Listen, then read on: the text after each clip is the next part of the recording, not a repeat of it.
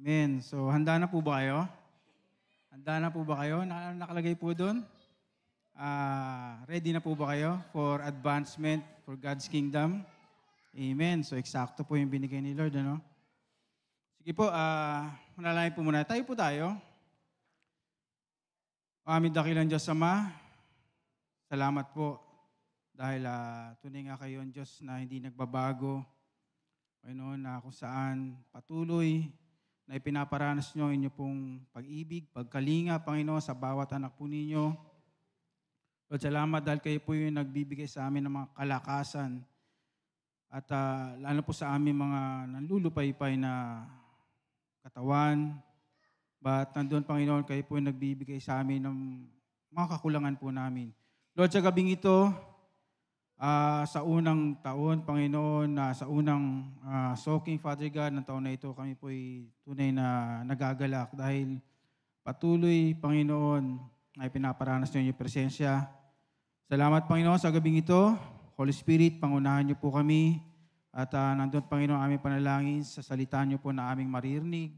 Father God, nandun na tulungan niyo po kami na mas lalo po namin ito maunawaan. Patuloy namin, Lord, na mas lalo namin kayo makilala. At Lord, salamat sa inyo pong salita na nagbibigay tunay na pagpapala po sa aming buhay. Lord, patuloy na ang aming tenga, aming isipan, aming puso, Lord, ay patuloy na nakatuon sa iyo. At Holy Spirit, kayo po pumagitna sa amin. Kayo po maging guru po namin. At nandun, Panginoon, sa bawat salita niyo po na aming matutunan, pag-aaralan, Lord, ito po ay mamunga sa aming buhay. Na sa ganun, Panginoon, ay kami maging tunay na kagamit-gamit. Lalo po sa year 2024, Father God, na gamitin niyo po lahat kami. Nandun, we believe, Lord, na kami po ay lahat ay equipped na. At Lord, at ready na kung saan kami ay mag-harvest, Father God. Salamat, Panginoon. Salamat po. Pinupuri namin kay dinadakila sa pangalan ni Jesus. Amen, amen, amen. Upo na po tayo.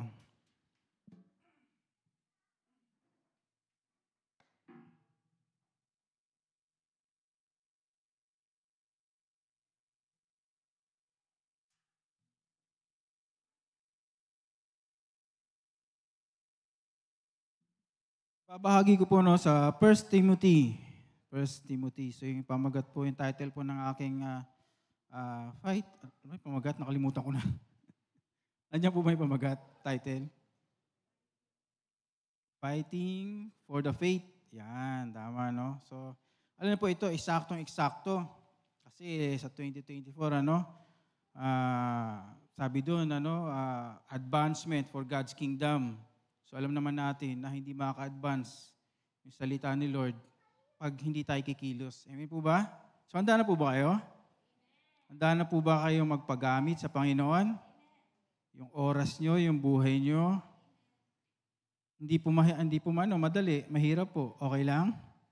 Para sa Panginoon, okay lang. Amen? So ito po, basahin po yun. Sabi po dyan, mula kay Pablo na apostol ni Kristo Jesus, ayon sa utos ng Diyos na ating tagapagligtas at ni Kristo Jesus na ating pag-asa. Kay Timoteo na tunay kong anak sa pananampalataya, sumayo nawa ang pagpapala, habag at kapayapaang buhat sa Diyos Ama at kay Kristo Jesus na ating Panginoon. Amen. So ito pong the book of Timothy, ito po, nung mga time na ito, sinulat na ito ni Paul kay Timoteo, after na siya ay maka-release na, mapalaya sa kulungan, sa Roma. So ito po, sinulatan niya si Timoteo. Alam niyo po, sabi po kasi karamitan po natin nasabi, young Timothy, bata. So yun po, medyo bata po si Timoteo, Pero hindi naman siya talagang tulad na isang batang sabihin natin nasa 15, ganyan, 17, 18. So ibig sabihin parang sabihin natin nasa late 20s, ganyan, early 30s. Something ganyan yung mga edad ni Timothy, Sabi po dyan, mula kay Pablo, apostol ni Kristo Jesus, no? Dito sa sulat pa lang, so makikita natin kung kanino galing sulat, kay apostol, no? Pinapakita dito ni Apostol Pablo, no, na kung saan, kasi sabi diya apostol ni Kristo, wala kay Pablo na apostol ni Kristo, sa apostol po, apostol, so ibig sabihin, one who sent. So yung pinadala. So ibig sabihin niya, apostol, no, sa Greek po yan, ano? So alam naman po na, tapos sabi po diyan, ni Kristo. So siya ay pinadala ni Kristo, hindi ng tao. Alam niyo naman po kung paano naging conversion ni Paul, di ba po ba? Sa Acts 9. Tandaan niyo po yun, di ba po ba? Na-experience niya si Jesus Christ, papunta siya ng Damascus. At doon na po, no, sinabi doon na kita niyo po yung conversion niya, nagsimula siya na makita si Jesus Christ, no, na kung saan ay buhay na after nung 3 days, no? Ibig sabihin, hindi niya, lahat ng mga apostol nakasama si Jesus Christ nung buhay, nung nasa lupa. Pero siya iba. Baliktad po yung kanyang conversion, ano? Pero nandito po, sinasabi niya po dito, no, nakikita niyo po yung kanyang authority, no? Mula kay Pablo na apostol ni Kristo Jesus ayon sa utos ng Diyos. Hindi po utos ng tao. Nung siya naging apostol, nung siya tinawag ng Panginoon, di ba po sa Damascus, nag-stay siya doon sa Damascus. Pagkatapos noon, ilang taon, for 3 years, hindi siya pumunta ng Jerusalem. Sino nagturo sa kanya para magbahagi? Hindi naman kasama ang mga apostol. Ang ating Panginoon. Direkta. No, direkta. Lahat ng kanyang natutunan, although may mga ginagamit, unang ginamit si Ananias. Di ba po ba? Pinag-pray siya ni Ananias na kung saan makakita siyang muli. Pagkatapos noon, yung mga kapatiran, no? Pero dito sinasabi niya, siya ay naging apostol sa pamamagitan ni Kristo, hindi ng tao. Amen? Yung mga sinishare niya ay galing sa utos ng Diyos, hindi ng tao. So lahat po sa Panginoon, lahat po ng kanyang natutunan, lahat ng kanyang ibinabahagi, no, ay galing direkta talaga sa ating Panginoon so Kristo. So dito po, sige puntahan po natin para masabi po natin lahat ay galing sa ating Diyos. Puntahan natin sa Romans 16:25. Sabi, purihin ng Diyos na makakapagpatibay sa inyong pananampalataya sa pamamagitan ng magandang balita tungkol kay Jesucristo na pinapangaral ko ang magandang balita na isang hiwagang nalim sa loob ng mahabang panahon. So, ayan po, no? So, divine po yan para, ibig sabihin, lahat ng, katulad ng sinabi ko sa inyo kanina, no? Lahat ng pinapangaral niya, direkta po kay Jesus Christ. Hindi natin alam, paano, no? Paano, but nandoon, hindi po kasi nakapagtaka, nung papunta nga siya sa Damascus, na-experience niya si Jesus Christ. Ganon din po sa Titus 1, so ganon din po yan, kanya pinapangaral, sinasabi niya doon ay direkta sa Panginoon at hindi galing sa tao. Po ba? Kasi po marami po, naging kontrobersyal ang kanyang buhay. Kasi nga, sa lahat ng mga apostol, no? Sa mga original na apostol, siya lang yung apostol na hindi kasama ni Jesus Christ. Po ba? So para sa ibang mga tao, sa ibang lalo sa mga Hudyo o na mga naging Kristiyano, no, controversial. So yun po yan. Tapos sabi po sa 2, kay Timoteo na tunay kong anak sa pananampalataya. So mayon nawa ang pagpapalahabag at kapayapaan buhat sa Diyos Ama at kay Kristo Jesus na ating Panginoon. Si Timoteo, sino po ba si Timoteo? Nung unang misyonaryo, nung unang misyon, no, si Timoteo ay taga Listra po siya, no? So si Timothy, nung unang misyon ni Paul sa Acts 14, no? Kadina po natin, ako lang po, no? Sa Acts 14, nandun po yun. Yung una niyang misyon sa Listra, hindi naman binanggit yung pangalan niya doon, pero doon po siya nagpunta. We believe, no?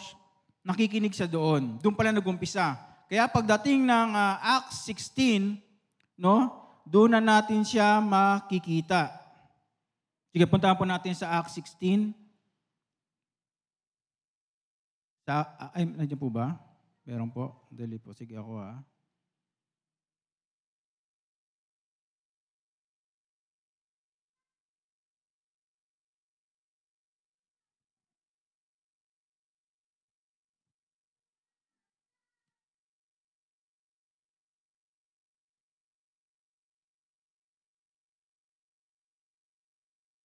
Acts 16, verse 1 and 2.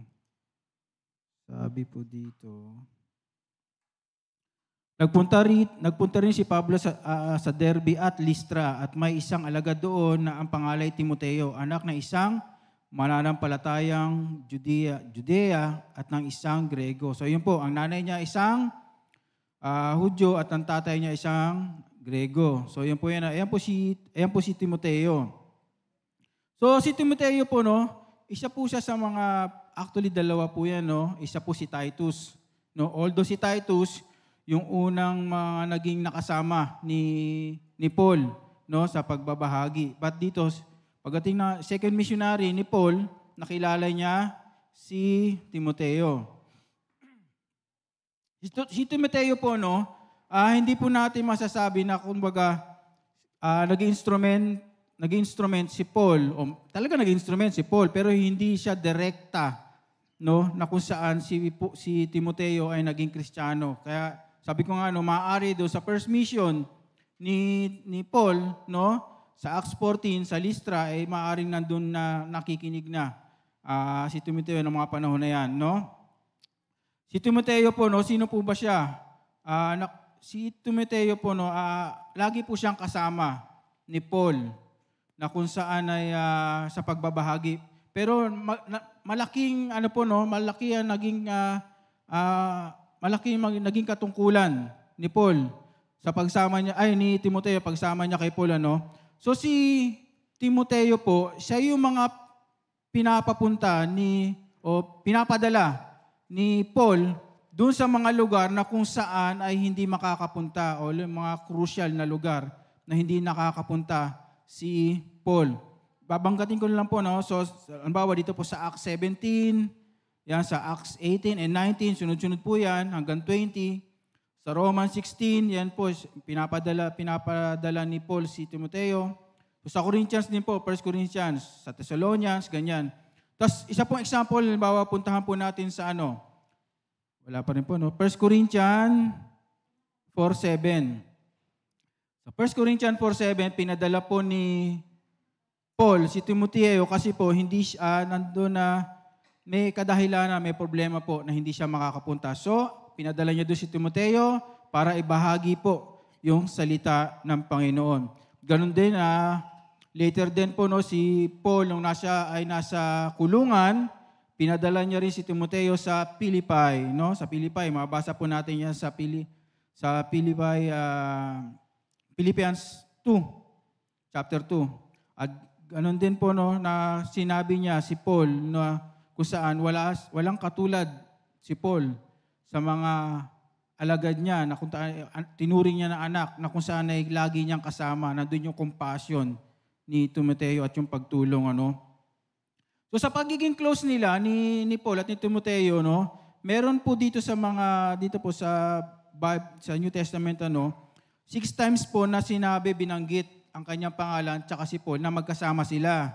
So ito po yung mga books, sa 2 Corinthians, sa Philippians, sa Colossians, 1 Thessalonians, 2 Thessalonians, sa Philemon, at ito 2 letter na sinulat ni Paul kay Timoteo, 1 and 2 Timothy. So yan po yan. Yan po yung yung buhay ni Timoteo, no? Na kung saan nandoon, sabi po doon sa 2 Timothy na kung saan ay bata pa lang siya, sa pamagitan ng kanyang lola at ng kanyang nanay ay tinuruan na siya, no, ng salita ng Panginoon. So amen. Tapos sa 3 na po tayo. Sabi po dito sa 3, gaya ng pamanik ko sa inyo nang ako'y papunta sa Macedonia, ibig kong manatili ka sa Efeso. Sapagkat may ilang tao roong nagtuturo ng maling aral. Iutos mong sila'y tumigil sa ginagawa nilang iyon. So ito. Dito po, hindi po siya chronological na makikita po kasi after po na Acts 28, after na Acts 28, papunta na siya ng Rome, si Paul, no? Nandoon kasi ililitisin siya, no? Pagkatapos po noon, Romans na, pero wala na po tayo makikita nung pang-apat na mission ni Paul. Pero dito po mababasa natin, sabi po dito, ito pong Book of Timothy, isinulat ito ni Paul nung siya ay malapit ng, yung kanyang buhay, sabihin natin medyo malapit na. No? Malapit na siya mamatay. Matanda na siya. Pero kita niyo po yun. Kahit mahina na siya, nandun pa rin nagpupursige siya.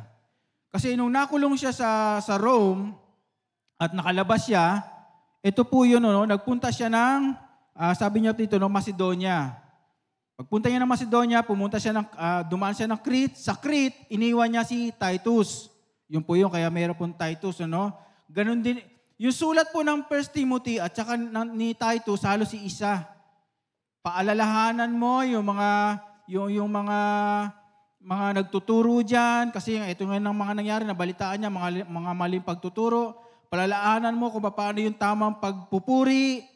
Paalalahanan mo yung mga lalaki na kung saan nababaling na ang kanilang mga, diskusyon sa walang katuturan, yung mga babae. So, nandiyan po yan. Halos magkapareha sila ng 1 Timothy at ng Titus. No? So, ito po yun. Nung pumunta na ito kasama niya, si Titus at si Timoteo. So, nung pumunta na nakapunta sila na Efeso, ito sabi po ni na pinaiwan niya si Timoteo. Si Timoteo po kasi, si Timoteo at si Titus, si Paul, church planter po si Paul. Church planter po si Paul, no?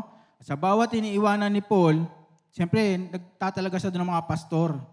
Ito ang problema. No? Siyempre, hindi naman siya ganun katagal na nagtatagal doon sa bawat lugar. Marami siyang pinupuntahan. So, ibig sabihin, may pumapasok o may mga katuruan na pumapasok na kung saan yung mga tinuruan niya maaari mga naligaw na. Ito ang pinapadala niya lagi. Si Timoteo. Mahirap ang trabaho ni Timoteo. Mahirap po. Kaya po dito, alam niyo po, yung utos, sabi po dito, gaya po mamaninig ko sa iyo nang ako'y pumunta sa Macedonia, ibig ko manatili ka sa Efeso sapagkat may ilang tao riyan nagtuturo ng maling aral. Iutos mong tumigil sila sa iba po dito kasi English, Doon po, yung mga term na ginamit ni Paul, ano po siya, military term. Military term po, mga ginamit na word ni Paul. Kasi po, nung panahon nito, sakop ng Roma. Ang Efeso po, capital po yan, capital po yan sa isang malaking city. Ngayon po ay modern day Turkey. Nung panahon na yan, ang pinakamalaking city sa ngayon sa tinatawag natin Turkey. Malaki po yan. Capital po yan ng probinsya ng Romano. Mga Romans po ito, sakop pa po ito ng Romano eh. Province of Romans po yan, yung Efeso. So, ano po ba yung mga, siyempre, ano po ba yung mga, nila doon? Yung society, yung mga pamumuhay. So, yung mga pamumuhay po dyan, yung mga immoral na pamumuhay, dyan medyo legal, yung mga prostitusyon, yung laganap, yung mga witchcraft, ganyan, lantaran talaga, At ganun din naman, siyempre dito sa Efeso, ang pinaka-Diyos nila dito, si Diana. Si Diana pinaka-Diyos dyan, Diyos nila. Kasi sila may background sila ng Greek. Yan po ba? Yung mga Diyos, sina Zeus, Apollos, yan ang mga Diyos nila So dito ang pinaka-Diyos nila sa Efeso, si Diana, So ito yung mga katuruan. At ganun din, kaya pinapangaral at inutusan niya si Timoteo, na kung saan ay yung pigilan sila sa mga maling aral kasi may mga pumapasok din ng mga Hudyo. Na kung saan, halimbawa, para ka maging tunay na Kristiyano, kailangan magpatuloy ka muna. So something may mga ganon. So yun yung mga tinatagubilin ni Paul kay Timoteo. So ayun po yan. So yung trabaho ni Paul, mahirap po. Ni Timoteo. Pupuntahan niya yung bawat church sa Efeso. Marami po yan. Pag sinabing Church of Efeso, lugar po yan. Kung halimbawa, sa church ng Olongapo, sa Olongapo marami pong church. Di ba po ba? So ganun din ito. Si Timoteo, pupunta siya sa bawat lugar, sabihin natin, barangay, na kung saan may naitatag si Paul na church. At yung bawat pastor doon, no, kailangan niyang kausapin. Kailangan niyang turuan. Si Timoteo, bata pa, kaya sinatawag dito, no, sa 2 Timothy sinabi doon na huwag kang magpapa-intimidate sa kanila na kahit ikaw ay bata. Yun ang sabi doon. So ito yung trabaho, parang ang hirap. Yung pressure, no, kay Timoteo, tapos yung siyempre, yung nag-iisa siya, tapos yung kakaharapin niya, no, bawat pastor na nandoon. So, ewan ko po, kayo pong lumagay. Kung halimbawa, nasa isang ano po kayo, supervisor o manager, ilan po sakop ng ano nyo? Ng bawat, ano ba tawag dyan? Department. Di po ba? Imagine niyo po yun. Ilang department po yung sakop nyo? At bawat department may manager o ano. Pag hindi po sila umaayon doon sa takbo o ayon ng kumpanya, di ba po napakahirap? Mahirap po mag-handle. At ito si Timoteo. No? Inuutusan siya. So yun po yan, ano? Sabi po dyan, pagsabihan mo rin sila na huwag ng pag-aksehan ng panahon ang mga alamat at matapos-tapos na talaan ng mga angkan. Ito'y pinagmumulan lamang ng mga pagtatalo at hindi makatulong sa ikatupad ng panukalan ng Diyos, panukalang naalaman ng tao sa pamamagitan ng pananampalataya. Ang layunin ng tagabiling ito ay pabukalin ang pag-ibig buhat sa pusong dalisay, malinis na budhi at tapat na pananampalataya. May ilang tumalikod sa mga bagay na ito at nagunom sa walang kabuluhang paipagtalo. Ibig nila maging guro na kautusan gayong hindi nila naunawaan ang kanilang sinasabi ni ang mga bagay na itinturo nila ng buong tiwala. So ito, no? So ito po yung warning sa mga false teacher. Bakit po dito, no? Sabi dito yung mga alamat o pagtatalo-talo, talaan, genealogy. Kasi po dito, no? Meron po sa kanilang tawag dito, kaugalian o tawag dito, minanang tawag dito, kaugalian, hindi po, no? Kasabihan, something ganon. Ano pa ang ano natin? Nakalimutan ko na po yung term, ano? So yun, na kung saan, pag ang isang tao, no, halimbawa ako, no, may lumabas yung isang bagay o may isang ugali ko. Kasi halimbawa, kilala ka na isang mabait. Biglang lumabas yung ganitong ugali mo na hindi maganda. No?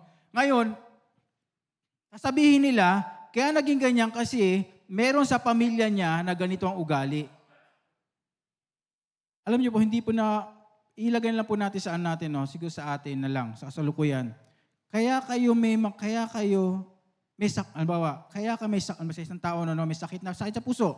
Kaya ka may sakit sa puso, kasi lalo, yung iba tinatanggap, no? Kaya ako may sakit sa puso kasi parte na ng pamilya namin. Namana na. So yun po yun, ano? Ganun po yun. Yung talaan, hahanapin sa parte ng genealogy mo na etong pamilya pala kaya naging ganun siya. Ito palang pamilya na ito, di ba, alam po, siguro sa pamilya nyo may ganitong sakit. Alam niyo po, yun nahanapin pa kung sinong pamilya yung may sakit na ganito kaya nagkaganyan tayo. Naunawaan niyo po ba? Halimbawa sa pamilya nyo, walang may sakit sa nahika. Biglang may nagkaroon ng hika. Sino kaya sa pamilya ko may hika? Di ba narinig po natin yon? So ganun po yun, ano? Walang mga kabuluhan. Nagtatalo-talo sila. Kasi po, ito pong Epeso, no? Nandun kasi ito yung mga tao na kung saan ay may background sila ng Greek. Di ba? Yung mga theology nila, yan. Something ganyan. Akala mo na talagang marurunong sila. No? Nandun nga, minsan hindi ko na po masabi doon, ano, kay Paul, nung pumunta siya doon, nasabi niya, meron kayong Diyos na kung saan hindi nyo kilala pero sinasamba nyo. Tapos, pinakilala niya si Kristo, di ba po ba? Hindi ko na matandaan sa Acts, na kung saan, kasi yung lugar na yun, gusto na yun, lagi may pinag-uusapan. Pero at the day, wala silang matututunan. Gusto nilang lagi nagtatalo-talo. Ganun lang. So ito po yun, ano? So kaya sabi dito, huwag pag-aksayan ng panahon kasi unang-una, halimbawa sa atin, ito sinabi ng, albawa, lagi sinasabi ni Pastor Nex, sa atin, you once save, always save. May sasabihin, hindi, lahat tayo save na. May ibabatong Bible verse. May ibabato rin na Bible verse. Alam niyo po yun? Batuhan ng Bible verse, pero may natutunan po ba tayo? Alam niyo po, ganun po yun sinasabi dito ni Paul. Pag merong isa dyan, lalo na mga kapatiran, magbabatuhan lang sila ng mga verses at walang kapakinabangan sa spiritual mo, umalis ka na. Ayan po ba? Minsan po ako may mga na-encounter na ganito, Minsan sa kapatiran, nagugulat nga ako lalo na yung sa tithes, Yung verse na nakuha niya doon sa church na pinagalisan niya, isinulat niya pa sa papel. Nagulat ako. Ilang beses ko po naranasan yun, Talaga isinulat pa sa papel. Kita niyo po yun? Isinulat kasi yun yung gusto, ang gusto niya lang, yung makikipagtalo siya. Kaya isinulat niya lang yung verse na yun, nilagay niya sa bulsa. Alam niyo po yun? Pero wala namang katuturan para sa kanya. Ang gusto niya lang makipagtalo. So yun po yun, may mga ganon. So iwasan po natin yun. Pag may mga iba pong bagay, alam niyo po, walang ikalalago na inyong spiritual, lumayo na po kayo. Madadamay lang po kayo dun. Madadamay lang po kayo. At baka mamaya, mawala kayo sa align na kung saan, lalo na kung hindi pa matibay ang inyo pong pundasyon sa Panginoon o sa Kanya mga salita. Yung mga pagtatalo-talo na ganyan, wag po kayo pagdiskasyon, na kung saan alam niyo po yun na wala yung kalalago. Ito po yung sinasabi ni Paul, At sabi dito, balikan ko, ibig nilang maging guro sa kautusan, gayong hindi nila naunawaan. Ito po, nagbabahagi sila, pero gayon naman hindi nila naunawaan. Bakit? Kasi meron silang head knowledge, pero wala silang revelasyon ng Panginoon. Iba po yung may revelasyon ng Panginoon, iba po yung may head knowledge ka lang. Naunawaan po ninyo? So kung tayo po nagbabasa ng Bible, opo, ini-encourage po namin kayo, pero dapat sisik nyo rin yung revelation ng Panginoon. Hindi yung kuha lang tayo ng kuha. Uy, maganda nga, tama nga yun. Pero wala namang revelasyon sa'yo. Diba? Tapos ito nga ibabahagi mo. Baka naman pag nagtanong yung tao na yun na binahagi mo, wala kang masagot. Kasi kinopya mo lang. Naunawaan niyo po ba? Ganun po, Kailangan may revelasyon sa inyo. Pag tayo nagbabasa. Isik po nyo, meron po yan. Meron po yan. So yan po sinasabi dito ni Paul kay Timoteo, naunawaan ang kanilang sinasabi ni ang mga bagay na itinuturo nila ng buong tiwala. So tiwala sila, but then hindi nila alam tinuturo nila. Alam naman natin ang kautusan ay mabuti kung gagamitin sa wastong paraan. Alalahanin natin hindi ginawa ang kautusan para sa mabubuting tao, kundi para sa mga ayaw kumilala sa batas, mga salarin, mga ayaw kumilala sa Diyos, mga makasalanan, mga lapastangan, mga walang hilig sa kabanalan, mga pumapatay sa ama't ina at mga mamatay tao. Ang kautusan na ay ginawa rin dahil sa mahilig sa kahalayan, mga nakikiapid sa kapwa lalaki, mga kidnapper, mga sinungaling, mga bulaang saksi, at sa sino mang sumasalungat sa wastong aral. Aral na naayon sa mabuting balita, ito'y galing sa dakila at wagpalang Diyos na pinagkatiwala. Tingnan niyo po pinagkatiwala sa akin upang ipahayag. Mga kapatid, isang pribilehiyo po sa atin na tayo pinagkatiwalaan ng Panginoon na salita niya para ipahayag sa ating kapwa. Amen po ba? Sino po ba naman tayo para pagkatiwalaan? Ayan po ba? Salita po ito ng Panginoon. Tapos ito nga pinagkakatiwala sa atin. So kung ipinagkakatiwala sa atin, dapat ito ay ibahagi natin para tumubo. Hindi para sa atin lang. Amen po? Pinagkatiwala nga Di ba na yung parable ng Panginoon? Yung pinagkatiwalaan, may binigyan sila, ang lahat ay pinagkatiwalaan, pero yung isa binaon niya lang sa lupa. Sayang, di ba po ba? Sabi doon nung may-ari, o tama po ba yun? Di sana nilagay mo lang sa bangko para tumubo. Di ba po ba? Pinagkatiwalaan po tayo. Pinagkatiwalaan po ba kayo? Amen. So kailangan natin palaguin yan. Gamitin po. Amen? So ito po yun. So sinasabi dito ni Paul, no, na ang kautusan ay mabuti kung ginagamit sa wastong paraan. Amen. So yung kautusan na po ito mga binanggit po, no, pinapakita po sa kanila. Kasi ito talamak po sa kanila sa Efeso. Talamak po. Lalo na po yung sinasabi doon. Kasi kita niyo po, bakit binanggit po dito ni Paul? Na dahil sa mahilig sa kalayan, ito po, nakikiapid sa kapwa lalaki. Specific po, sinabi dito ni Paul. Kasi ito'y talamak na nangyayari. Sa atin po sa panahon ngayon, di ba po ba? Kailangan isinasa batas. Although hindi naman dito, no, sa ibang bansa. No? Na ang lalaki sa lalaki ay pwede na ikasal. Kita niyo po yun? Ito po yun yung mga binabaluktot nila. Amen po? Binabaluktot nila. Alam niyo po, yung gobyerno, ang gobyerno po ang nagtatag, ang Diyos ang nagtatag ng gobyerno. Tama po ba? Sabi po sa Romans. At yung bawat nakalatag po diyan na mga batas o mga tinalagan nilang tawag po diyan, amendment, lahat po yan may background na galing po sa Bible. Lahat po yan. Iniiba-iba lang nga lang po nila. Lalo po ito. Dahil ang sinasabi nila, ang Diyos ay pag-ibig.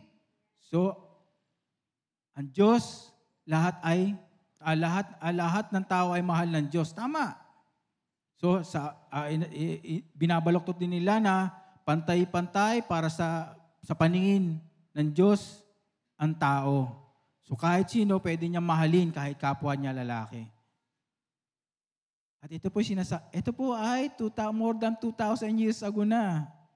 Ito po sinulat ni Paul kay Timoteo.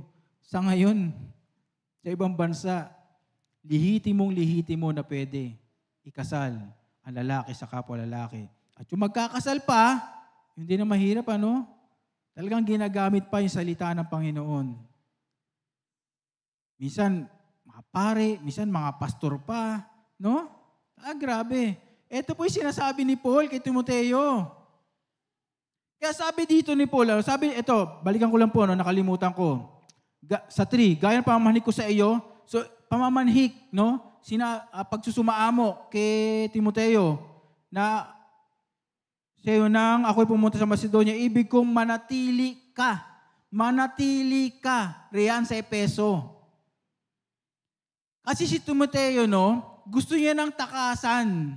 Gusto niya nang alisan yung pressure, no? Yung tigas ng ulo ng mga churches na ito, ng mga leader na ito.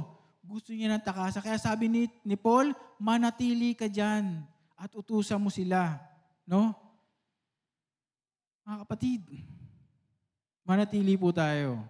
Kung saan ka nilagay ng Panginoon, manatili ka dyan. May pressure man dyan sa lugar na yan, sa ministry na yan, sa trabaho yan, manatili ka dyan. Hindi nagkamali ang Diyos na inilagay ka dyan. May pressure man sa paligid mo, pero nandoon ang Panginoon kasama mo. Amen? Ito po yung pressure na dinadanas ni Timoteo, no? Kaya sinabi doon ni Paul, yung nagpapamanhik siya, na manatili ka dyan. Kasi siyempre gusto niya, makasama pa rin siya sa Macedonia, makasama sa Rome, no? Pero nandoon pinaiwan siya sa Efeso. Alam niyo po bakit Efeso? Sa Acts 20 po, no? Sa Acts 20, balikan ko lang po, no? Sa Acts 20.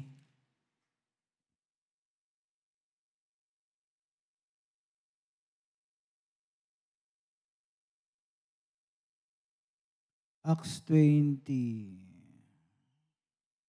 Ito po. Ito po, sa Acts 20, ito yung kung saan si Paul, no,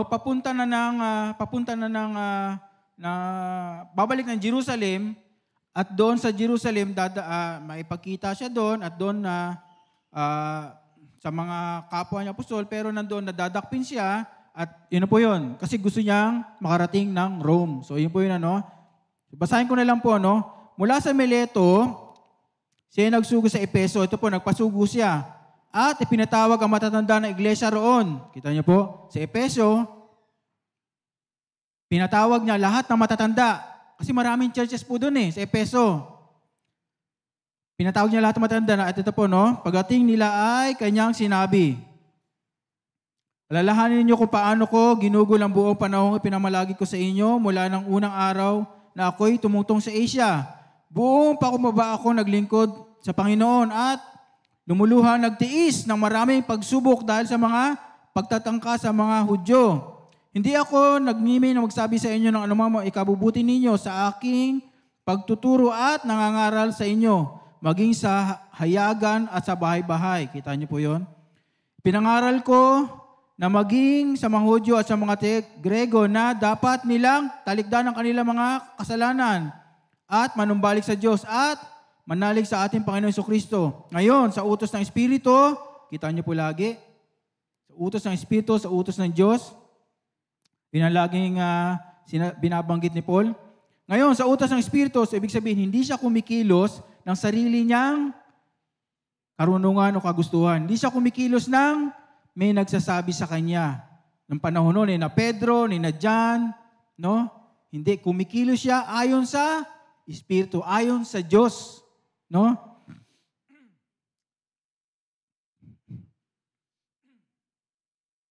Ngayon, sa utos ng Espiritu, ako ay pupunta sa Jerusalem at hindi ko alam kung ano ang mangyayari sa akin doon. Ito lang ang mga aking alam, sa bawat bayang dinadalaw ko, pinapahayag sa akin ng Espiritu Santo. Ito po, tignan niyo po, painggan niyo po. Sa bawat bayang dinadalaw ko, pinapahayag sa akin ng Espiritu Santo na ang naghihintay sa akin dooy, pagkabilanggo at pagkapighatian. Kita niyo po yun? Alam niya na, sinasabi na ng Holy Spirit, ito mangyayari sa iyo. Pero pinupuntahan niya pa rin. Po ba? Kaya ito tayo, Kaya yung sabi pa kahapon yung sa Bible study, huwag tayo manananga sa sarili natin karunungan, kakayahan. Lagi tayo magtiwala sa Panginoon. Amen? Yung issue natin, yung bawat gagawin natin, kailangan nandoon yung patnubay ng Holy Spirit. Amen? Subalit walang halaga sa akin na aking buhay, maghanap ko lamang ang mga aking tungkulin at matapos ang gawaing binigay sa aking Panginoong Hesus, ang pagpapahayag ng mabuting balita tungkol sa kagandahang loob ng Diyos. Nakisalamuha ako sa inyo sa inyo samantala nangaral ako ng tungkol sa paghahanap ng Diyos. Ngayon, alam kong hindi na ninyo ako makikitang muli. Ito, nagpapaalam na po si Paul, Kaya sa araw na ito, sinasabi ko, hindi ako ang mananagot kung mapahamak ang sino man sa inyo. So, sabi niya, hindi ako mananagot sa Diyos kasi tinuruan ko na kayo. Sinabihan ko na kayo. Alam niyo na kung ano yung tama at mali. Sapagkat ipinahayag ko ang lahat ng nalayo ng Diyos para sa inyo. Wala akong inilingid na anuman. Sabi po dito, ito po, sinabi ni Paul sa kanila, ingatan ninyo ang inyong sarili at ang lahat ng kabilang sa kawan sapagkat iniligay sila ng Espiritu Santo sa inyong pag-iingat. Sa mga pastor po ito, sa mga leaders, sinabi niya. Kasi ito yung sinabi niya, pinatawag niya lahat ng mga leaders. Ingatan ninyo ang inyong sarili at lahat ng kabilang sa kawan sapagkat iniligay sila ng Espiritu Santo sa inyong pag-iingat. Pangalagaan ninyo ang iglesia ng Diyos na kanyang tinubos sa pamagitan ng kamatayan ng kanyang sariling anak. Alam kong ang pagkaalis ko, ito po. Kaya pinapunta niya, after na ma-release siya ng prison sa Rome, sabi po sa 29, alam kong pagkaalis ko'y magsisipasok ang mababangis na asong gubat at walang patawad na sisilain ang kawan. Alam na ni Paul na ganito ang mangyayari. Alam na niya. So, doon sa mga churches na yon sa Efeso, may mga kahinaan. Kasi po, napapaligiran po sila Ano ba yung kultura doon? Ano ba yung pamumuhay doon? Tayo po, ganun din. Habang nasa mundo po tayo dito, yung demand ng mundo, i-indulge ka niya ng i-indulge. Aakitin ka niya ng aakitin. Kasi nasa mundo pa tayo Amen po ba? Pero pag nandun na tayo sa langit, siyempre wala na. Amen po ba? Lahat naman po tayo siguro gusto natin sa langit. Amen? So yun po yan. So ito po yun, hindi na po nakapagtaka. Kaya pinaiwan niya, alam niyo po, sabi po dito, si Paul ay nagstay pa sa Efeso ng 3 years para lang sa kanila. Kita niyo po yun, nagtyaga siya. At sabi po dito, hindi ko na lang basahin, maraming luha yung ginugol niya para sa kanila. So ganun niya kamahal yung Efeso. At hindi nakakapagtaka po, no? Pagdating po ng Revelation, si John din po, si John the Beloved, kahit siya na lang po yung nag-iisang apostol na nabubuhay, itong mga lugar na ito, no, itong sa modern Turkey na ito po, no, marami po kasi mga churches diyan, isa po yung Efeso. Sino pong unang liham na pinadalhan ng ating Panginoon Kristo? Ang Efeso. Sige, punta po natin sa sa Revelation 2. Pagpasok pa lang ng 2, kita niyo po verse 1. Sinong unang church? Isulat mo sa anghel ng iglesia sa iglesia sa Efeso. Ito po, unang church kagad, Efeso. Ito pinapasabi na may hawak na 7 bituin sa kanyang kanang kamay at lumalakad sa gitna ng 7 ilawang ginto. Sige po, 2. Nalaman ko mga ginagawa mo, ang iyong mga pagpapakahirap at pagtitiyaga. Alam kong hindi mo kinukonsinti ang masasama. Sinubok mo ang mga huwad na apostol. Ito po yon, sinasabi ni Paul ngayon. At napatunayan mong sila'y nagsisinungaling. Alam ko rin matyaga ka, nagtiis ng maraming hirap alang-alang sa akin at hindi ka sumuko. Amen. Subalit, ito lang. May isang bagay na ayaw ko sa iyo. Ang pag-ibig mo nung una kang sumampalataya at nanalig. Sumampalataya ay nanlalamig na. Kapatid, nawa hindi dumating sa atin yan, Sa JCM, sa lahat ng JCM Church, na bawat isa sa atin, o ilan man sa atin ay manlamig. Manatili po tayo sa pananampalataya sa Panginoon. Kaya nga sabi po sa title, fighting. Tama po ba? Fighting for the faith. Dito po ang inuutos kay Paul, ni Paul kay Timoteo, kailangan nandoon na lagi kang handa. Parang katulad nga, buti na ilagay ng asawa ko, boksingero. Alam niyo po yun? Kailangan lagi kang prepare. Kahit sinabi mo yung referee, di ba po ba, yung dalawa nagboksingero. Sabi po doon ng referee, kailangan lagi mong always guard yourself. Kahit sabihin mong inaawat ka. Kasi nga, yung pagkaawat na yun, pagkaawat ngayon, pagtanggal ng kamay ng referee, pwede ka na uli sumuntok. Kaya sabi doon referee, always guard yourself. May pagkakataon po na isang boksingero, pagkaawat sa kanyang referee, hindi niya nag-guard yung sarili niya, nasuntok na siya, natalo na siya.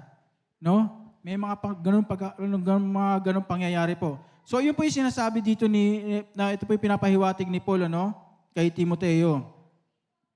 Kailangan po lagi po siyang handa. So ito po yun, warning. Warning po sa mga bulaang tagapagturo. Lalo din po ngayon, alam niyo po, sa ibang mga iglesia, sa mga ibang church, yung mga pastor po nila o yung mga nagtuturo, alam niyo po yung e-book? Kasi po, meron po sila, pagkatapos nilang alam po, siguro po dahil nag-aral sila, nakakagawa sila ng mga libro. Nakakagawa sila ng libro. Para sa akin, wala namang masama doon. Diba? Nakakagawa sila ng libro kasi inspired sila. Pero ito lang po yung masama. Minsan, ito rin po kasi nakita ko. Minsan, ang ginagamit na nila, para dito ibahagi, o halimbawa sa isang Bible study, ang ginagamit na nilang pattern, yung libro na ginawa ng isang tao, hindi na yung Bible. Ako po, aminado po ako ganun dati. Nung bago po ako dito sa JCM. Excited ako Kasi may nabili ako na libro na mga gamit sa Bible study. Yung po yun sa mga men's pa nun. Pero later on, habang nagpapatuloy ako, sabi ko parang hindi yata tama. Kasi nasa sidetrack na yung Bible. At ang nagagamit namin ay yung librong ginawa ng isang tao. So yung Bible, sinusuportahan niya na lang yung libro. Yun ang mali po.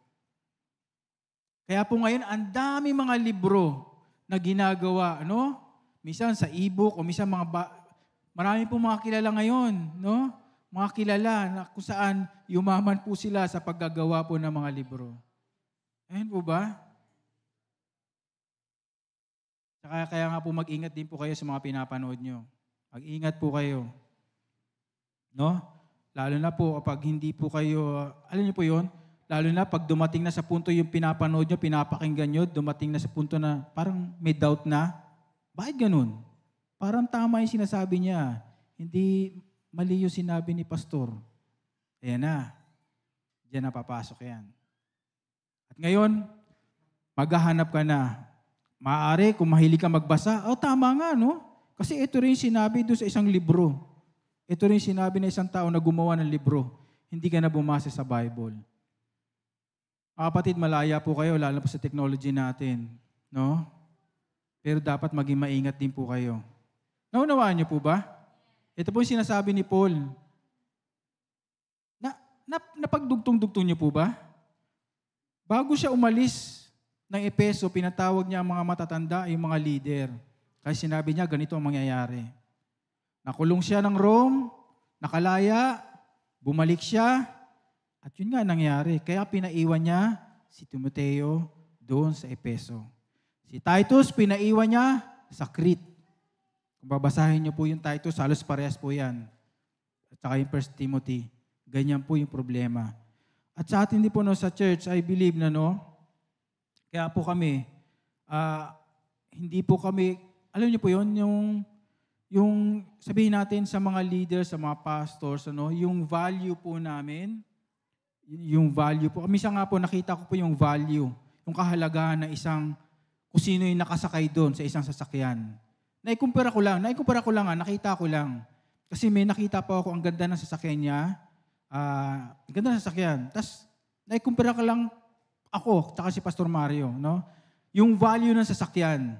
Yung sasakyan namin ni Pastor Mario, pag nababahay kami, Suzuki. Di ba? Van pa po tawag doon, di ba? Suzuki. Pero, nakasakay kami. Ngayon, doon sa isang magandang sasakyan, no? Sabihin natin, Jaguar. At ang nakasakay doon, isang taong pangkaraniwan, mayaman, businessman. Sa tingin niyo po ba, kaninong value, sino may mas malaking value? Yung Jaguar o yung Suzuki? Kung sa pangkaraniwan tao lamang, siyempre mas malaki yung value ng Jaguar. Pero kung isa kang mananampalataya, mas malaki yung value ng Suzuki. Bakit? Kasi doon sa nakasakay. Doon sa mga nakasakay, sila ay nagbabahagi. Pero doon sa Jaguar, sino nakasakay? Pangkaraniwan tao. Ganun po dapat natin binavalue, no? Hindi porket nakasakay ka sa isang sasakyan, no? Yung value ng buhay mo, kasi nga, yung value ng sinasakyan mo. Naunawaan niyo po ba? Hindi dahil kung ano yung nilalagay mo sa damit o yung kasuotan ng damit mo, puro signature at kung anong koleretes yan, malaki na yung value mo. Hindi po basehan yun. Ang value po natin kung gaano tayo kahalaga sa Panginoon. Kung ikaw ba talaga ay anak niya. Anak po ba tayo ng Panginoon? Ng ating Panginoon? Diyos Ama?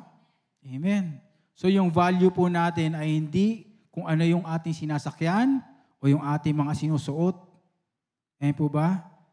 Yung value po natin ay kung ano yung ginagawa natin sa Panginoon. Kung ginagawa ba natin yung pinag-uutos ng Panginoon. Ayan po ba? Kaya sabi dito ni Paul, sabi niya dito, walang halaga sa kanya ang kanyang buhay, may bahagi ko lang. Balikan ko po, no? Sabi dito. Ito. Narito ang isa. Nasaan na po ba yun?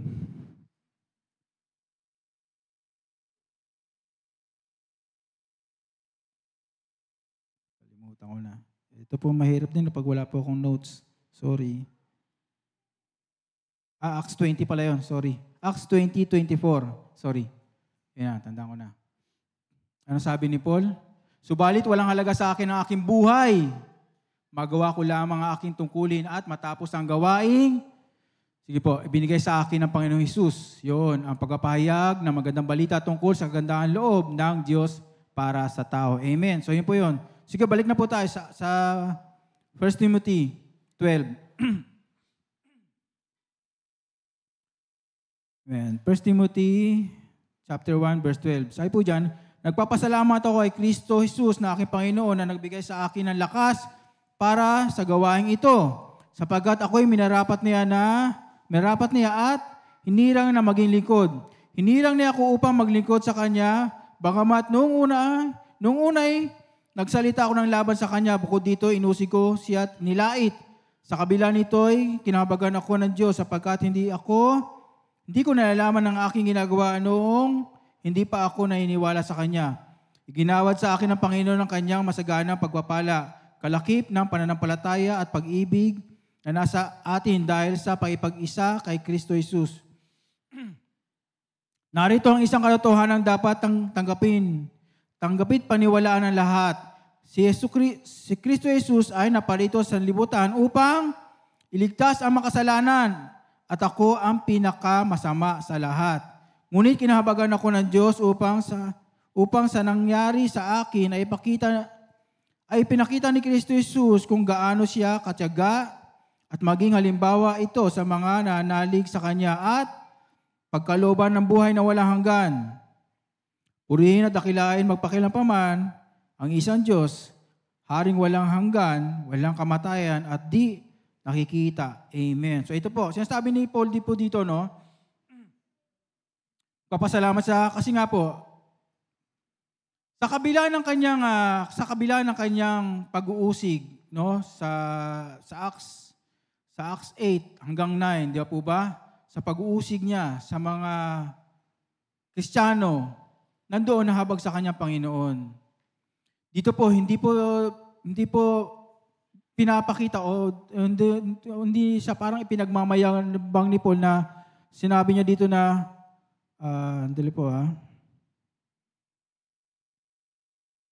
dito po sa 15, narito ang isang katotohanan dapat paniwalaan sa si Kristo ay naparito sa libutan upang iligtas ang makasalanan at ako ang pinakamasama sa lahat. No? Hindi pinapakita ni Paul na kita mo. Ako isang makasalanan. Napaka-makasalanan ko, no? Pero nandoon pinapakita ni Paul, no, na kung saan kahit sobra siyang makasalanan, nabagsak kanya ba Diyos? Ibig sabihin, pinapakita dito ni Paul, may pag-asa pa sa lahat ng makasalanan. May pag-asa pa. Kasi sinabi niya po dito, no, siya ang pinaka. No? Kanina po, no, may na-encounter po ako na susundin ko si Peniel sa school. So, may napuntahan po akong tindahan. So, sa amin po, no, hindi ko na po alam ko paano yung umpisa ng conversation namin.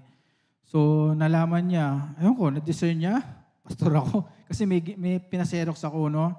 Sabi niya, pastor po kayo? Sabi niya, siyempre, napangitin lang ako. Sabi ko, ay, opo. Sa ganun.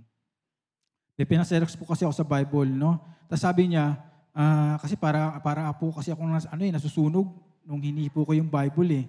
Sabi niya, ganun, ano? Sabi ko, ba't naman po? Kasi yun nga, hindi na siya pupunta na simbahan, ganyan. Sabi ko, saan po ba kayo na gano'n? Saan po ba yung simbahan nyo? Hindi po, Katoliko po ako. Although alam ko naman Katoliko siya. Kasi doon sa gitna ng bahay nila, kasi malaki po yung garahe nila eh. Tapos yung parang 1/4 ng kanilang garahe ginawa yung tindahan. So yung doon sa gitna ng garahe nila na may malaking ribulto ng babae. Ang laki. Tapos talagang maraming spotlight, ano? So yun po yun. So alam ko naman Katoliko siya. So nandoon, eksakto, ito po yung topic ko kasi sabi niya, kasi masama ako masyado. Ganyan. Ako na yung pinakamasama. Sabi niya, eksakto, ito sabi ko, ito po, may papabasa po ako sa inyo. Ito sinabi ko, ito po sabi ni Paul. Sabi niya, siya yung pinakamasama na. Pero kinahabagan siya ng Diyos. Sabi ko, ibig sabihin may pag-asa pa po kayo. Kasi yung lalaki na yun, yung tatay na yun, si Leonard, no, siya, long hair po siya. So marami po siyang tato. So sa itsura pa lang, medyo alam niyo na po, no? Siguro yung background. So something ganun. At siguro, lagi ko siya nakikita doon eh. Siguro yun lang ang pinagkakabalaan niya, yung pagtitinda. Kasi yung mga anak niya, kasi may mga kotse doon. So, sa mga anak niya, so lahat po siguro mga nagtatrabaho na. So, yun. So, nandoon, alam niyo po, halos ayaw niya akong pasingitin pa nagsasalita. Alam niyo na po siyempre yung mga Katoliko noon, yan, yung mga rebulto. Although sinasabi niya, hindi naman namin dinadasalan yan, yung mga rebulto, ganyan-ganyan. Although hindi naman po ako nag-initiate. Wala po ako sinasabi. So kahit ano yung ipasok niya, rebulto, yung mga ganyan, yung mga hindi pa ano. So ako alam ko na yun eh. Kumbaga ay oo nga, tama po, dapat po, hindi nga po ano. Pero ang pilit kong ipinapasok, si Jesus Christ. Dapat po, ganun po tayo, no? Kasi lalo na po, yung mga hostile na mga ganito po, no, na mga tao, mahirap po kausap yung mga yan. So kailangan po, ihingi tayo ng gabay ng Holy Spirit. Basta lagi natin ipapasok si Jesus Christ, si Jesus Christ, si Jesus Christ. Sabi ko po, alam niyo po, mahal po kayo ni Jesucristo. So napangiti na lang siya. No? At nandoon, alam ko kasi sa matigas pa rin yung kanyang na-discern ko talaga na matigas ang kanyang puso. Kasi, alam niyo po, masyado siyang maingay na, no? Madaldal na. Kahit yung kanyang buhay, niya na. Kahit yung tatay ko, alam ko, nung namatay siya, galit na galit ako sa kanya eh. Mga ganun. No, na alam ko, nawa, nasa langit siya o something gano'n. No? So, hinayaan ko lang siya. Pero bawat makakasingit ako, sinisingit ko si Jesus Christ. Mahal po kayo ng Panginoon. No? At nandoon, katulad nga sinabi ko sa inyo, ito nga si Paul, siya na yung pinakamasama. No? Kung sinasabi niya siya yung pinakamasama, ibig sabihin, may pag-asa pa po tayo. May pag-asa pa po tayo. Kailangan lang po natin tanggapin ang ating Panginoon Kristo.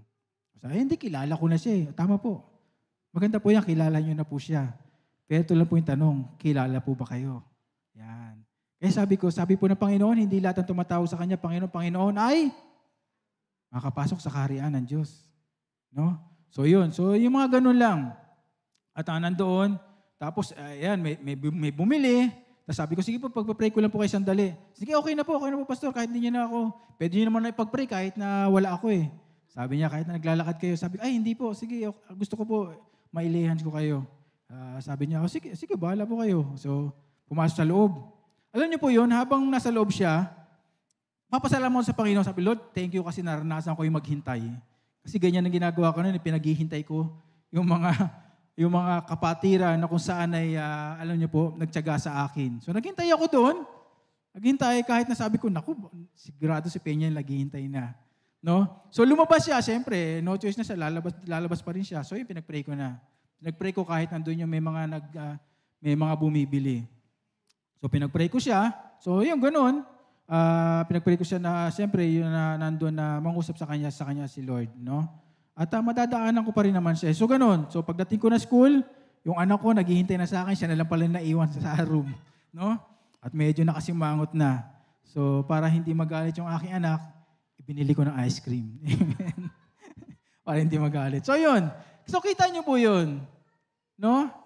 Sabi po doon, magawa ko lang yung pinapagawa sa akin ng Panginoon. Amen? Walang halaga sa Kanya ang buhay niya. Magawa ko lang yung tungkulin. Amen po ba? Dapat ganoon din po tayo. Kaya nga, natanong ko po kayo kanina, ready na po ba kayo? Ready na po ba kayo for advancement? Tama po ba? For God's kingdom, para po tayo makapag-advance, kailangan po, lahat po tayo may tungkulin na dapat po nating gampanan. Amen po ba? So, yun po, sinabi dito ni Paul, ano? So, tas sa 18 na po, sige po, 18, 1 Timothy 1:18.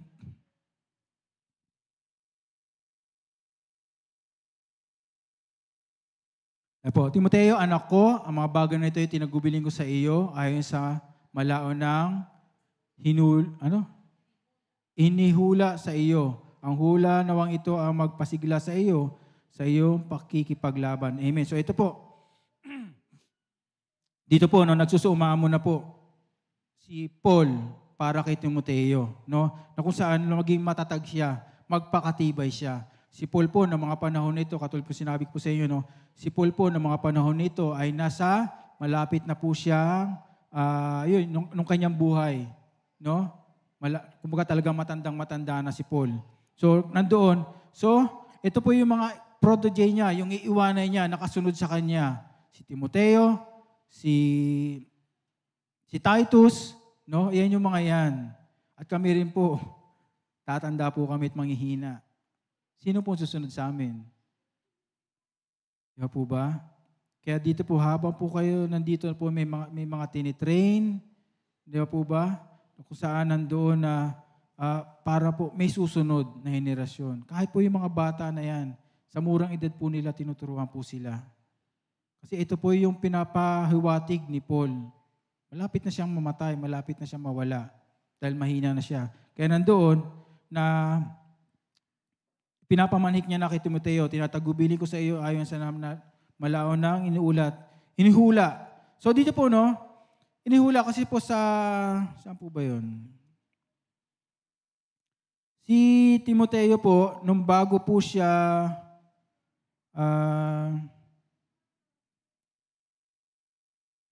nung bago po siya, 2 Timothy po, no? Limutan ko na kung nasaan. Ito po yung sinabi po dito na inihula. Ito po kasi yung nilehan siya. Nilehan siya na kung saan ito yung tungkulin niya, nagagampanan niya. No, dito po, bawat tinatalaga po dito, di ba po nililehans? Nakita niyo po ba? Lahat po dito tinatalaga ay nililehans kasi dapat po yun. Ito po, no, biblical. No? Ito ano ba sa English ang inuhula? Prophesy. No, ito yung prophesy kay Timoteo. No? Na kaya nandoon as ini-encourage niya ni Paul si Timoteo na ito yung inihula sa iyo. So magpakatatag ka, magpakatibay ka. So yun po yan, ano? Sa 19, sige po 19. 19. Ay sige po, ulitin ko uli yung 18. Hindi ko ata natapos, no? Ang hula, sige po. Nawang ito ang magpasigla, yon. Ang magpasigla sa iyo, sa iyong pakikipaglaban. So yun po yun, ano? Na-prophesy na po sa kanya yun. Na may pananampalataya at malinis na budhi. May mga taong hindi sumusunod sa kanilang budhi at dahil dito ay winasak nila ang kanilang pananampalataya. Sige po, 20. Kabilang dito sina Timoteo at Alejandro, bigay ko na sila kay Satanas upang turuang huwag magsalita ng laban sa Diyos. Amen. So balik po tayo sa 19. Sa 19 po kasi, 19, sabi po dyan, sige, ano po natin sa New King James. Sa New King James Version. Sabi po dyan, having faith and a good conscience, which some having rejected, concerning the faith have suffered shipwreck. Bakit hinilang tulad ni Paul, no, kung yung mga tao ito na tinalakuran nila yung kanilang konsensya? Alam niyo po, no? Pag ang isang Kristiyano po sinasabi ko po dito Kristiyano po, no? Pag ang isang Kristiyano ay nandoon na hindi niya sinasabi ng konsensya niya. Kasi diyan po na ipag-usap ang Panginoon sa ating conscience. Sige, balik po natin sa Tagalog. Sa ating konsensya, no? Diyan po na ipag-usap. Ngayon, pag sinasabi ng konsensya mo na ito ang gawin mo dahil ito yung tama at hindi mo ginagawa, sabi po doon, nagkakasala tayo. Ngayon, pag ini-ignore natin, no, yung konsensya natin na para gawin yung tama at ginagawa natin yung mali, ano po nangyayari doon? Tumitigas ang ating puso. At isang araw, hindi mo na namamalayan, no? Hindi mo na alam kung ano ang tama at mali. Kasi, tumigas na ang iyong puso. Kaya ito po yung sinasabi ni Paul na may pananampalataya at malinis na budhi. So, hindi lang po kailangan faith, no? Kailangan yung conscience. Kasi diyan po nakikipag-usap ang ating Panginoon. Naunawan po ba natin? May mga taong hindi sumunod sa kanilang budhi at dahil dito ay winasak nila ang kanilang pananampalataya. Sa English po, sabi doon, bakit shipwreck? Si Paul po, bakit sinabi niya po yun, ano? na shipwreck kasi po, kung matatandaan po natin sa kanyang paglalayag, ilang beses siyang lumubog yung kanyang barko. Pag ang isang barko po ba lumubog, nasira, di ba wala ka ng paikinabangan? Lumubog na eh. Lumubog na. Lalo po ng mga panahon noon, yung mga barko noon ay gawa sa kahoy. So mabubulok po yan, masisira po yan. Amen po ba? So bakit niya inilang tulad doon? Yung pananampalataya ng isang tao pag tumigis na ang kanyang puso. Kasi wala na, hindi niya na makita, madistinguish sa conscience niya kung ano yung tama at mali. Bakit shipwreck? Kasi nga po,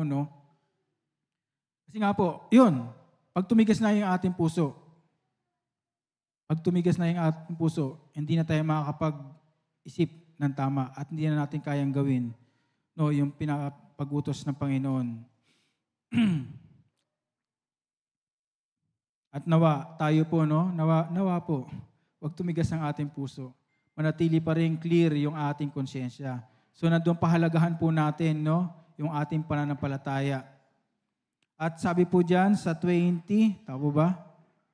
Kabilang dito sina Himeneo at Alejandro, binigay ko na sila kay Satanas upang turuang huwag magsalita ng laban sa Diyos. So ito po mga taong binanggit po dito, although wala po tayong alam, pero po dahil binanggit po dito, mga leader po ito. At kung ano-ano na po ang kanilang pinapangaral. So ito pong sa Ito pong sa 20, si Himeneo at Alejandro. Nasa 2 Timothy po yan. Sige, puntahan po natin. 2 Timothy 17:18. 2 Timothy 17:18. 2 Timothy 2 pala, sorry. 2 Timothy 2:17-18.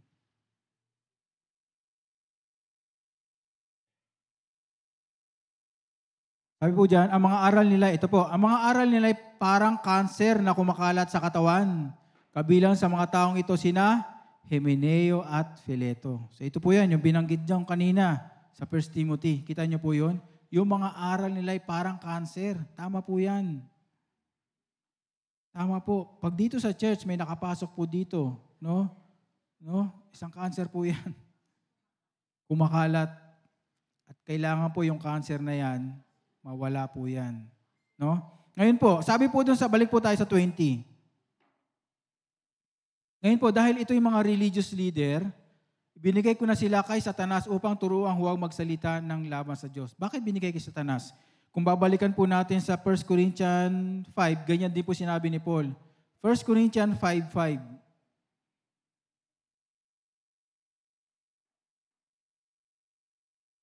1 Corinthians 5:5.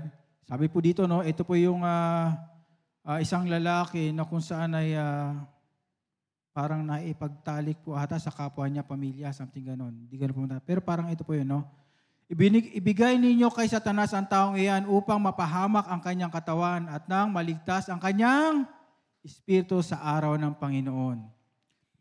Dito po sa atin po, alam po natin sa church, may mga disciplinary action. Tama po? Agree po ba kayo? Kailangan po, Dito po, sinasabi po dito ni Paul, ibigay niya sila kay Satanas. Ibig po sabihin doon, kailangan tanggalin sa kanila yung proteksyon ng church, tanggalin yung proteksyon, lalo na ng Diyos, para malaman nila yung kanilang kasalanan. Baka sakaling manumbalik pa sila. Ngayon po, yung pagdidisiplina, hindi po yan punishment. Hindi po yan punishment, pagdidisiplina. Ano po yan? Para ma-restore ka ulit. Yan po ang pagdidisiplina sa church, mga kapatid. Hindi po yan punishment, para ma-restore ka ulit. Kaya sabi doon, balik po tayo sa,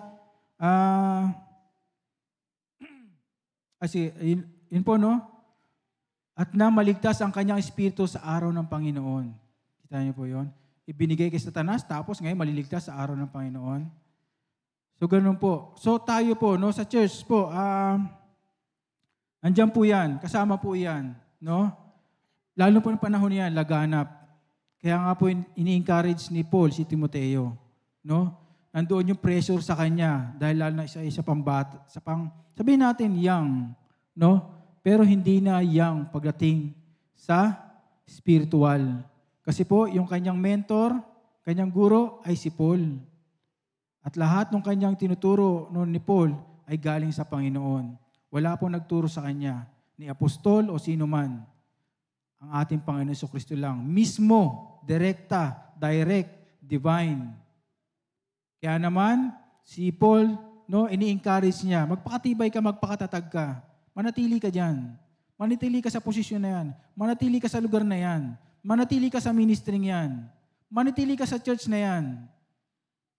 Amen? At ganun din naman, kasi dito po sa Timothy, no, pinapakita po dito, sa Book of Timothy, yung paano yung tamang kapamaraanan, yung pag-worship sa mga lalaki, sa mga babae. Alam niyo po ba yun? So, nandiyan po yan, no, lalo po sa atin sa church. Ngayon po sa atin po sa church, yung balikan din po natin. Maging maingat po tayo, maging maingat po kayo sa papakinig. Ito po yung nais ni Paul, no? Yung warning sa mga pinapanood nyo, pinapakinggan nyo, sa mga binabasa nyo. Kung meron man po kayong dapat pagkatiwalaan, yun ay ang salita ng Panginoon. Amen? Amen po ba? Yun. Amen? At ganun din po, no, tayo po, nasa isang church, no, isang pamilya po tayo, we are advancing. Di po ba? Lahat po dapat tayo, gampanan po natin yung tungkulin natin. Mahirap po, pero alam niyo po yun, masarap kasi kasama natin ang Diyos. Amen? Kasama po natin siya. Ganun din po, no, magpakatatag po tayo. Magpakatatag po tayo, no? Fight a good fight, no? Fight, ayun nga po sa title po kanina, no? Fighting for the faith. No? Maraming mga lumalaban dyan, maraming mga hadlang, pero pag alam natin na tayo ay nakaka sa Diyos, tayo na kay Kristo, no? Sino po ba ang laban sa atin? If Jesus Christ is in us, who can be against us? Amen po ba? Amen po. At ganito po sa ating church, lahat, kailangan po dapat po sa church ay may kaayusan. Kaya po dito, binanggit niya yung pangalan. Kung sino man po itong dalawang taong ito, wala po tayong alam. Pero ito po nagpapatunay na sa church po ay may kaayusan at mayroon pong disiplina. Amen po, disiplina hindi po para parusahan ka, kundi para ma-restore ka. Kasi parte ka ng isang pamilya. Amen po? Amen. Sige po, purihin Panginoon. Manalangin po tayo. Tayo po tayo. Lord, o aming dakilang Diyos Ama, salamat Panginoon sa inyo pong salita. Father God, Holy Spirit, salamat po. Andun Panginoon sa atutunan po namin. Lord, kahit sa huling yugto ng buhay ni Paul, nandun siya, Father God, na pinapalakas niya si Timoteo para po, Panginoon, gampanan niya bawat yung tungkulin niya. Lord, ganoon din po kami. Alam po namin ang katawang ito ay napapagal. But ang Espiritu, Lord, nandun lagi po siyang willing. Kaya nga po, Panginoon, sa bawat panghihina po namin, Lord, ay niyo pong salita ay sapat na kalakasan po sa amin. Tulungan niyo po kami, Panginoon, na magampanan po namin ang aming mga pinapagawa niyo po sa amin na sa ganun, Lord, kami po maging karapat-dapat, Lord, na sinabi niyo, Lord, na maibahagi, mapalawak pa, Panginoon, yung pong kaharian dito sa lupa. At ganun, Panginoon, salamat dahil nandoon na ito na nga, Panginoon, na hindi niyo kami pinapabayaan. Salamat, Panginoon. Salamat, Lord, sa salitang ito, sa gabing ito. At alam po namin, Panginoon, na ang bawat isa ay napagpala. Kundi po, Lord, hindi lang po dito sa church, at kundi po sa mga nakapakinig. Purihin po kayo, aming dakilang Diyos Ama, sa pangalan ni Jesus. Amen. Amen.